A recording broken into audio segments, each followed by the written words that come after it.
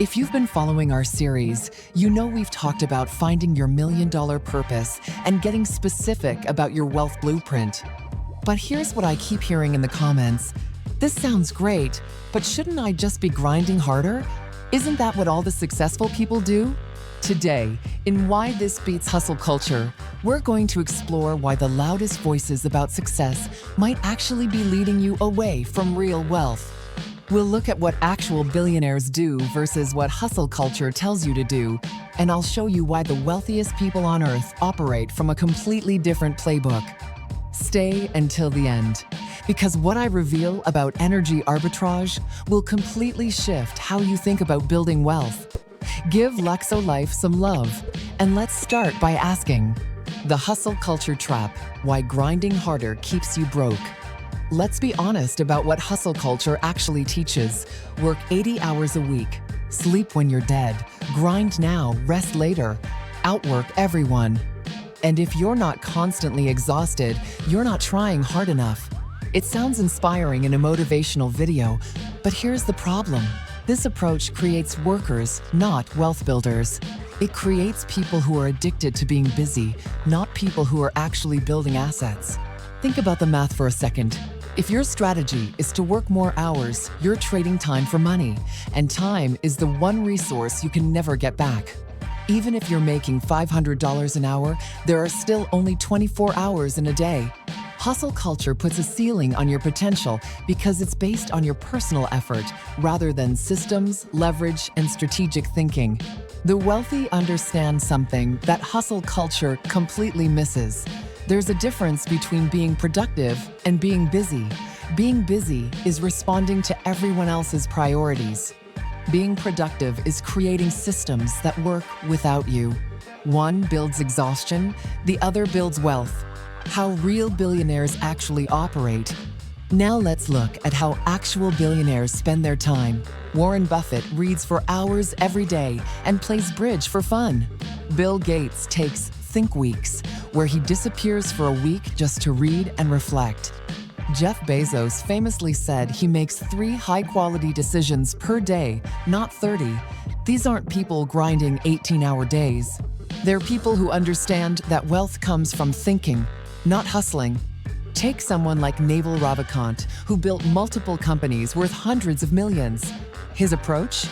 If you can't see yourself working with someone for life, don't work with them for a day. He focuses on compound leverage, code, media, money, and people. He's not trying to outwork everyone. He's trying to outthink everyone. Or look at Sara Blakely again. When she was building Spanx, she didn't hustle her way to success. She thought her way there. She spent months just thinking about the problem, testing solutions, and building relationships. The actual work was strategic and focused. She understood that one brilliant insight implemented correctly is worth more than 1,000 hours of busy work. The pattern is clear. Real wealth builders optimize for leverage and impact, not hours and effort. They ask, how can I create the most value with the least energy?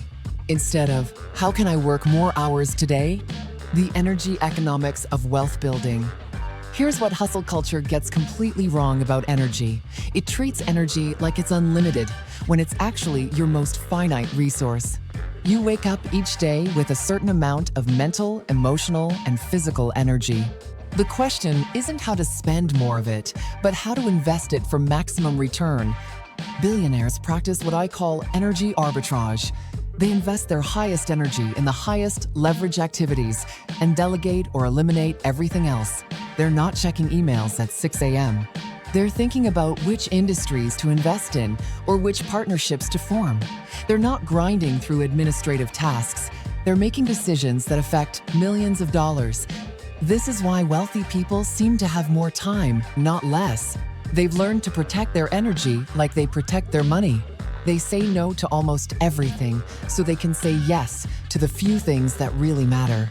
Meanwhile, hustle culture teaches you to say yes to everything and wonder why you're exhausted and broke. When you understand energy arbitrage, everything changes.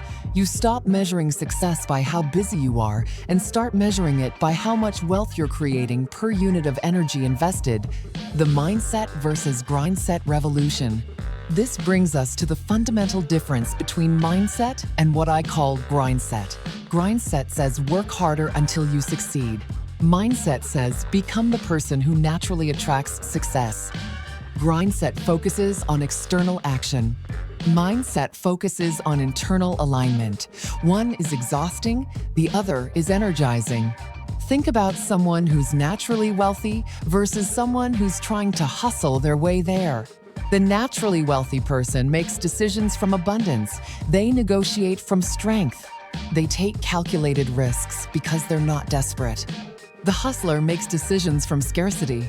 They negotiate from weakness. They take desperate risks because they need something to work. This is exactly what we talked about in our first video about having a $1 million purpose. When you're operating from purpose and vision, you make different choices than when you're operating from desperation and urgency. Purpose creates sustainable wealth. Desperation creates temporary income at best. The wealthy operate from what Neville Goddard called living from the end. They assume they already are who they want to become, and they make decisions from that identity. Hustlers operate from working toward the end. They're trying to become something they're not through sheer effort. The compound effect of calm decision-making. When you stop hustling and start thinking strategically, something powerful happens. Your decisions improve dramatically. You're not making choices from desperation or urgency. You're making them from clarity and confidence. And better decisions compound over time, just like investments do. I've seen this pattern over and over. Someone discovers this approach, stops the frantic activity, and suddenly their income starts growing faster than when they were working twice as hard. Why? Because they're now making decisions that create leverage instead of just trading time for money.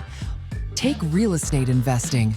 The hustler tries to flip as many houses as possible, working nights and weekends, stressed about every deal.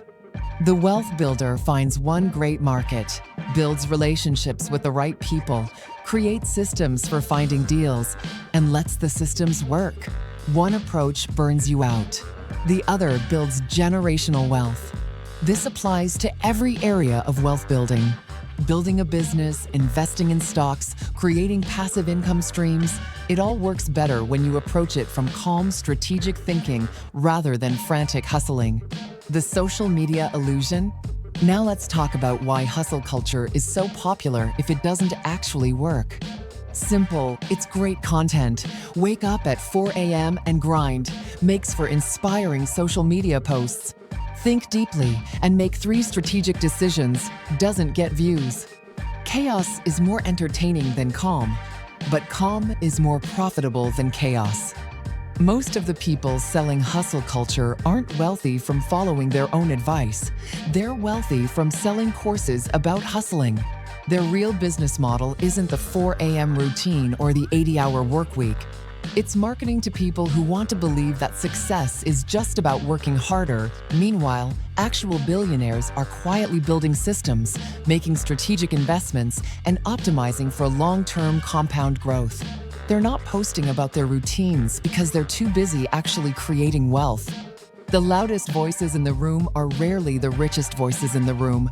Real wealth is usually quiet, strategic, and sustainable. Your new operating system? So what does this look like practically? Instead of asking, how can I work more hours? Start asking, how can I create more value? Instead of trying to do everything yourself, ask, what can I delegate, automate, or eliminate?